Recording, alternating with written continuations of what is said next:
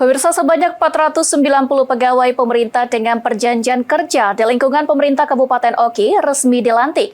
Pelantikan tersebut dilakukan meski di tengah defisit anggaran. Kepada Undang-Undang Dasar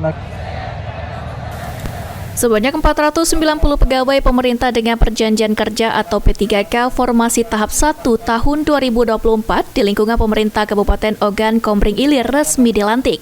Prosesi dilakukan langsung oleh Bupati Oki dan juga ditandai dengan penyerahan surat keputusan.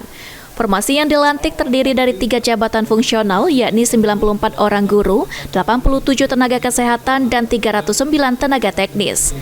Meski kondisi keuangan daerah yang tengah dalam tekanan defisit, Bupati Oki Mukhendi Mahzareki memastikan hak para pegawai tidak akan ditunda, termasuk kegiatan pelantikan yang sudah dinanti oleh para pegawai P3K ini.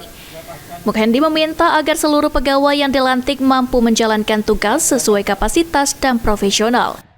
bekerja dengan sebaik-baiknya.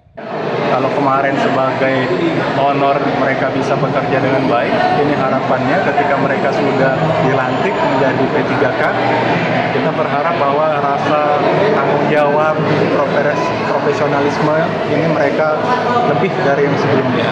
Nah, sehingga nanti para P3K ini kita harapkan bisa menjadi sesuatu yang bisa bermanfaat minimal untuk di lingkungan kerjanya. Novan Wijaya, PAL TV. Etika jabatan